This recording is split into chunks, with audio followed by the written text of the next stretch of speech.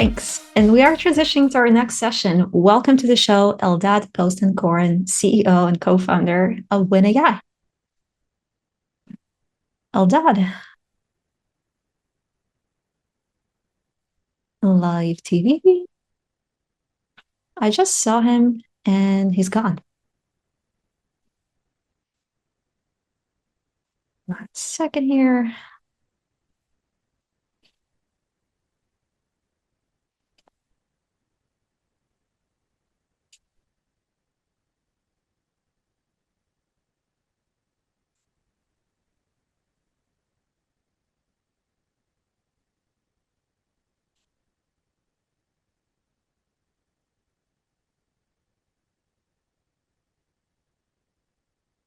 Give us a minute.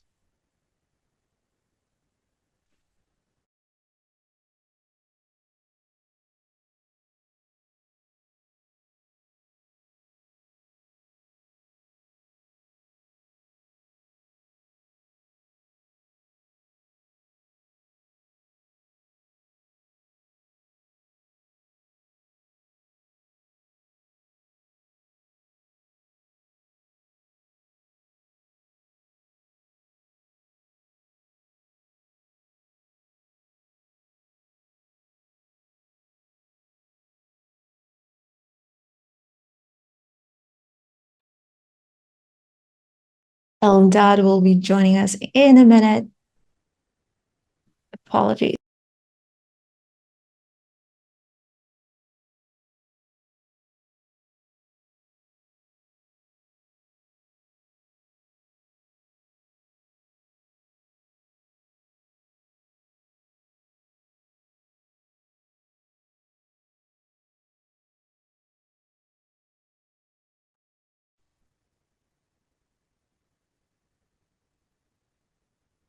And you're back.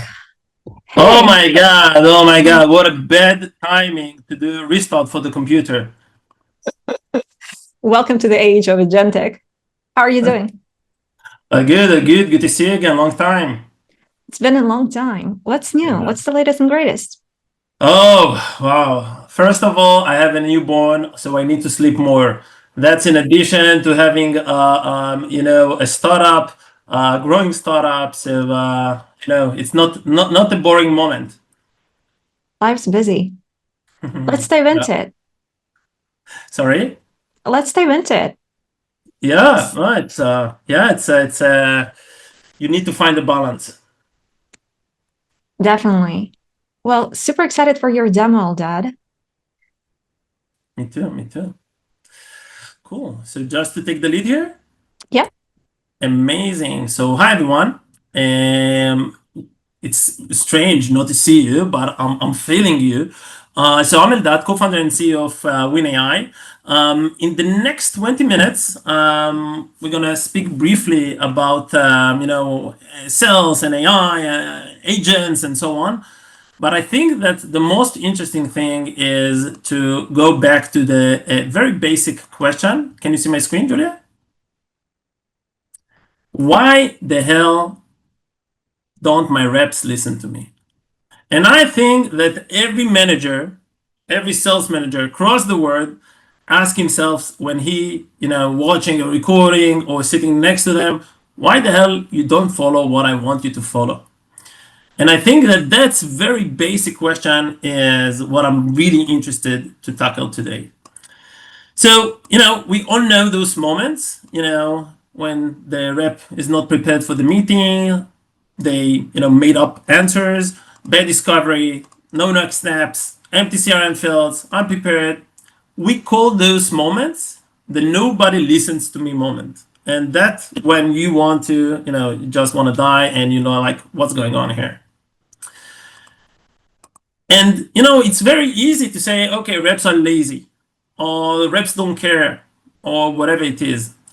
But we believe, or I personally believe, that they're more overwhelmed other than anything else. So the problem is not the effort, it's the execution itself. Okay.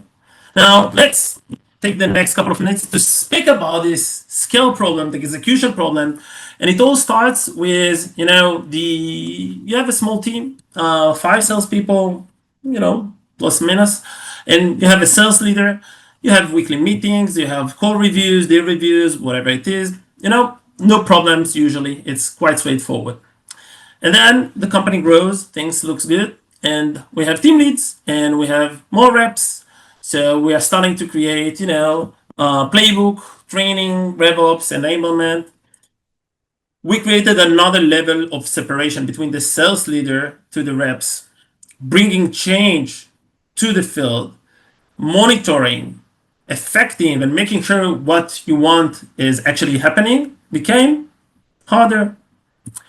And then the company continues and grow more. And we're not in the team of 15, we're in 1500. And we have a CRO and VPs and AVPs and directors and team leads. And what happens in this situation is that the CRO have almost zero impact on what the user is doing. And then once again, you have the nobody listens to me moment. Now, we all try to solve those problems, and that's a problem. It's not a new problem. It's for decades, or from the moment that people start to sell in scale. So what we try to do is sales playbook, weekly meetings, mandatory field, right? Hey, if people don't follow it, let's do it mandatory. We know what's the end of it. Let's do more training. Let's do recording, conversational intelligence, revenue intelligence. This problem still exists today, even we tried all of those. And the question is, does it work? And as I already spoiled the beginning, the next slide, you understand that it doesn't work, right? And it drives us crazy. Like we see a recording, a CRO, a CEO of a company see a salesperson on a call, and he's like, what the hell is doing? Like, he's not showing demo. I told them to show a demo. He's not asking the right question. I told them to ask the right question. And it's so frustrating. Now, just because you know what you should do doesn't mean you will do it. I know it sounds ridiculous. I know it sounds absurd, but that's the reality. And I want to give you a different example, because today, we said we're going to speak about sales and agent and AI and etc. But I want to speak about the easiest playbook on earth. And it's not about sales, and it's not about customer success, closing deals. It's not about nothing about that. It's about our health, which is probably, you will agree, much more, important than, getting better paycheck. So we all know the well-known playbook, one pill once a day, and how hard is to follow this playbook. I personally, I need to take a pill. I think I forget it like 50 times off, and it really affects my health. So, even this very, very straightforward one pill once a day fails. And the question is why? And the answer is, unfortunately, sorry for to be, the party pooper, it's the human nature. Okay, we suck. Okay, so and we definitely suck in being consistent over time to follow procedures, to follow instructions, to follow the playbook, to jump on a call on Monday morning, and then another call, and then another call, and then another call, and then another call, and to do it around the clock, 200 days, a year, and to do it for 4 years, that's hard. And it's frustrating for the managers, but the managers understand that when they were in the rep shoes, they probably were more or less the same. So I'm not here to be only a party pooper. We came here to celebrate and enjoy life. So let's speak about another reality, that reps actually follow the playbook, or actually follow what you want them to follow. Okay, so how do we solve this execution problem? So let's take a step back. and think about like how we try to solve those things. Okay, so around 30 years ago, we said, okay, we need one single source of truth. Okay, if we will have one single source of truth, execution problem is solved because everyone knows what they're working on and the data and everything. Okay, failed. I don't remember the Excel. I think it was like almost 30 years ago. Okay, and the concept of CRM is not Salesforce. Salesforce is 30 years ago, so failed. And then we said, okay, listen, we must get full visibility in order to unlock reality. Let's see everything. The light of the sun is the best. The best thing could be. So let's see everything. But once again, still, so now we're watching recording and we see people don't follow what we want them to follow. Okay, so that's failed as well. And then a couple of years ago, 3 years ago, GPT came to life and we said, okay, insights and automation will help us. Okay, because that now things will be great and people will follow what we do. And 3 years have gone, and once again, that's also not solved. So hope you like this show. Now, how could it be that in the world that Salesforce is up and running for 26 years, Gong is up and running for 10 years, and GPT is here around 3 years, how could it be that Pavilion is saying, hey guys, and in the last research, 69% of the reps are missing the quota? How could it be? It's probably, with GPT, with Gong, with, conversational intelligence, with CRM, everything should be perfect. And that's the moment you understand, guys, the problem is not, data. The problem is not insights and not visibility. We need to take an action. Let's go to another word. We believe that the only effective way to change people's behavior is with real-time guidance. All of us, as consumers, felt it on our own experience. So, till I would say the 90s, the late 90s, I got lost around once a week. Okay, my orientation is very, very bad. I got it from my mom. She got it from her father. So, a side note, my grandfather, who I didn't know, unfortunately, would say every night when he came back home to his wife, my grandmother, be happy that I got back. It doesn't matter when. Be happy that I got back. Okay, so this is inherited in our family that we are lacking, orientation.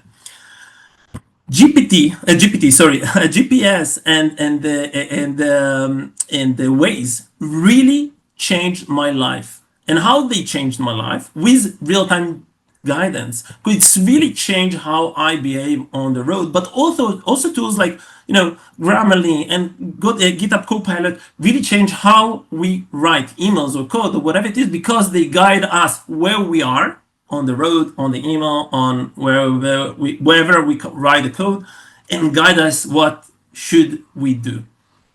So if we really want to change behavior, it should happen with real time. And go-to-market is no different, because go-to-market is dealing with people, the same as navigation, the same as writing email, and the same as writing code.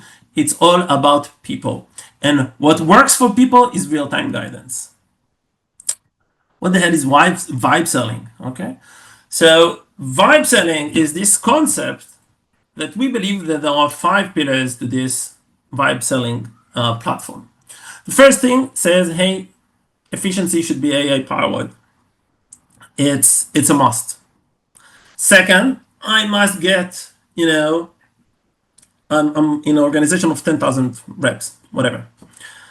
There is a playbook, there is an agenda, there is a way, a method, a process, whatever you want to call it, a framework that I should follow. So, hey, let's put it on the right side of the screen. Let's make sure that in real time, I'm, tracking and making sure that you cover everything you need to cover, even if you do like 5 calls per day. The third pillar is to get the right answer at the right time. And the right answer at the right time could be different things. For example, We have a customer, Kaseya. We're going to speak about it in a second. They have 49 different products. What are the chances for the account manager in Kaseya to remember data about 49 different products? So if a customer asks you a question or prospect asks you a question, you should have the right answer in real time.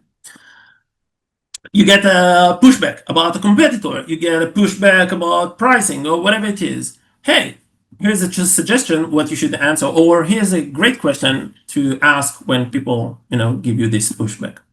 And that also takes me, of course, to the world of life coaching, and everything should go also to real-time insights for the managers.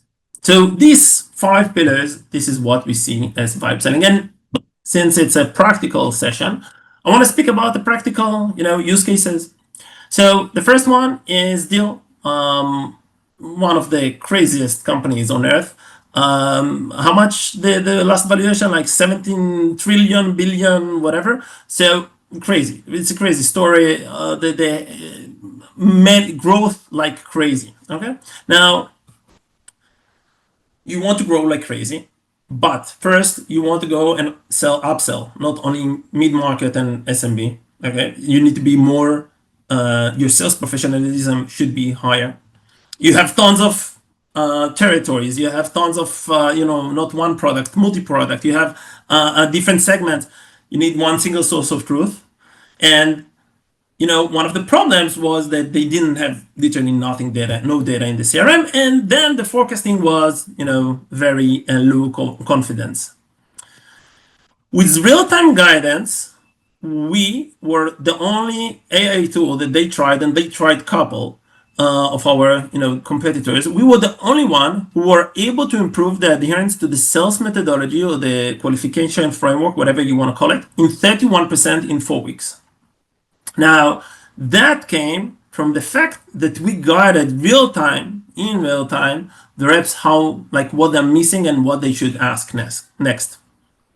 But better adoption of the sales methodology doesn't stand on its own. It should impact the bottom line, the business itself. So 5 months after, we saw that their win rate with Winn.ai was up in 33%. Let's take another example. Kaseya, once again, another crazy company. I love to work only with crazy companies. This is why I like Julia. No, I'm sorry, I'm joking. Now, Kaseya is crazy because a different perspective. 5 days a week in office, no hybrid, very like the wolf from Wall Street. Reps on reps on reps on reps on reps. Like it's over 1,000 reps, couple of buildings. It's crazy downtown Miami, and they sell 49 products because they had, if I'm not mistaken, 11 acquisition in the last couple of years.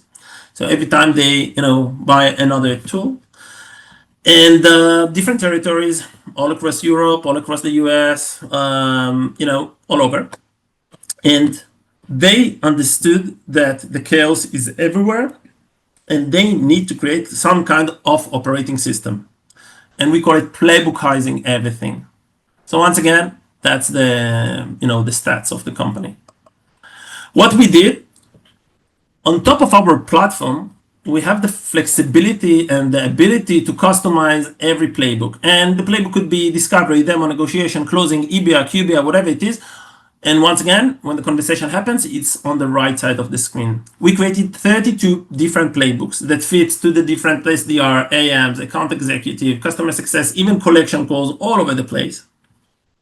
So it's really like a glove that fit 100% to every kind of call, every kind of team, in every territory, in every product.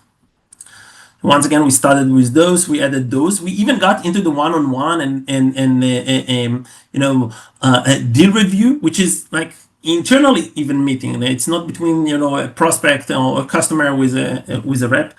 So think that we playbookized every conversation in the organization with real-time guidance that specifically fit to this specific conversation. And that was like magic. And that created, alignment across the board. whether between the customer, between the go-to-market leadership. And what's beautiful about it, that I'm talking about alignment, and usually it's very connected to enforcement. But because we're also solving, and going back here, those problems, the efficiency, which this is the number one problem for the reps themselves, it became such a popular product. So when I'm going to Kaseya and I'm on the corridors of Kaseya, it's the only place on earth that I'm a celebrity. If I'm wearing this shirt, I'm a celebrity. People take selfie with me. I swear to God, shake my hands, give me high fives, fist bump, whatever. So, and that came from the fact that we didn't pick the road of enforcement. We created a win-win situation. Sorry for being cheesy, and that created empowerment. So I hope you like this meme. I know he's not like 100% like the original actor, but this is the limitation of AI. So what my message to you today is to say, guys, if the conversation is done, it's already too late. It's what we call post-mortem. It's retrospective, after the call, but actually it's post-mortem. If you want really to change how people behave, you should do it now. Such an amazing presentation. Thank you so much, Eldad. And we are transitioning to our Q&A here. Curious to get your take. We have a lot of mid-market and enterprise folks here. So for a bigger company like your customers to showcase, what is the hardest transition point, just replacing traditional enablement, like as you mentioned, and the trainers and all that was something that you showcased? Yeah, it's a fair question, and I think that there is value in enablement, in the traditional enablement. I love force management. There, for example, there are amazing, the best trainer, the best materials, but we need to acknowledge the limitation of this. So you have a SKO, and then you say, hey, John Kaplan, come and tell us how to do it in XYZ, and let's do workshops and training. And but what happens 2 weeks after? What happens 2 months after? So there's a huge impact for in-person training, coaching, and that's, I think it's great. It's great. But what happens the day after? What happens the 1 month after? So once again, I don't think it's one or another. I think it's more like complementary. So that's one thing. On the other hand, the more traditional things like, I don't know, the LMS, I don't know, people do actually go to the LMS and train themselves and ask questions. And, probably if you go and look for, the traditional LMS, what's the usage? I would assume it will be 1 digit percent. Why? Once again, I don't think we are lazy. I think that we are, we want to go into the action. We want to be, in the work, to stop yourself and to say, hey, I need to coach myself, and I need to learn more about the product. I need to learn more about sales professionalism. Some people do it, but not the 80%. Eldad, folks are asking here about the interface itself. So how does real-time AI coaching actually work during live sales conversations? And we obviously, seeing all of the robots, faces, agents, whatever you call it. Curious how you were approaching it at Winn.ai. Yeah, so we don't believe that people we don't think that AI will replace salespeople tomorrow morning. Maybe it will happen, maybe in some positions, but the way we think about the way we believe is augmentation. And augmentation is sit, or what we like to do to call the no UX. Okay. So I want to show you a quick example, because I think that visualization is always the best. Actually, you're gonna be the first one in the world who I'm gonna show it. It's the new UI we have. So it's literally was released yesterday. Hopefully, my product team won't kill me. So let me show you this. Shahak, I hope I'm not off the script here and not doing things that you will kill me afterwards. Um, cool. So this is the new UI. So think that this is on the right side of the screen. Okay. The only one who can see it is the salesperson, even if he or she is sharing the screen. It's on the Zoom, Google Meet, Teams, any dialer. And in real time, as we speak, for example, now I cover team size. So what you saw here, so in 2 seconds after I mentioned team size, for example, it jumped from my agenda into here. Okay. So very easily I understand, okay, that was covered. Now I can see a video meeting was covered. Okay. You see also the bar on the upper side that was completed. Now, for example, I cover the CRM. You hear it without the sound. So imagine that the sound is up and running, and then I've been asked, what's the difference between you and your competitor, or like, do you support Spanish, or do you support whatever it is? Because questions come during the conversation. So putting aside the playbook and making sure that you actually follow the playbook, as I said, one of the values of vibe selling is to have the right answer in the right time. So here, 3 seconds before I said, hey, what's the difference between you and Gong? And boom, on the spot, I get Gong is post-call analytics, while Winn focus on real time. If I want to see the data that was captured, you can see it here.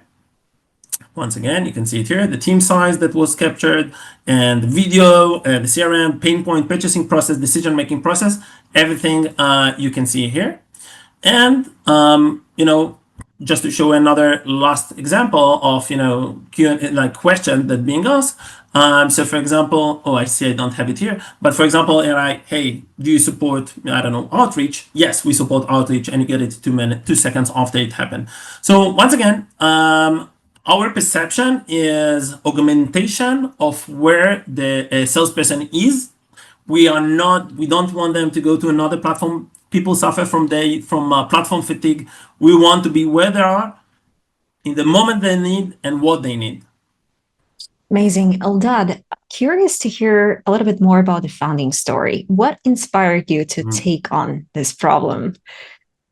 Yeah, it's actually I think it's an interesting story because I'm coming from a very diverse background. I was many years in the Navy. I was many years in the world of social entrepreneurship. I founded 2 NGOs, not relevant to sales at all. I was an entrepreneur always, but not startups, not high tech. I didn't know equity till the age of 31. I didn't know what equity is. I swear to God, people were making jokes on that. And then around 8 years ago, I decided that I want to do a shift in my life. Went to be a salesperson in an Israeli startup in the world of diabetes. Became the first salesperson there. Sold to hospitals in the US, which is the worst thing on earth. Never do it. But I really fell in love with sales. Like, love the energy, the pace, the combination between EQ and IQ, everything. But I really, really, really, really hated updating the CRM. That was the first aha moment. The second aha moment was 1 year later, I became the head of sales. I had a couple of AEs, SDRs, customer success, and I discovered how difficult it is to create the alignment and consistency between everyone. So what I did is to write a playbook, and literally the day after I wrote the playbook, nobody used that, and that was my second aha moment, and that led us to build Winn.ai. Amazing. Eldad, everybody's just, we basically live at a time when there are no 100% experts. So everybody is going through the shift of AI native everything, reconsidering how you build sales teams, GTM teams, obviously de-siloing all of the marketing, sales, traditional type of barriers and customer success. And curious, how are you doing this internally? Do you use Winn.ai?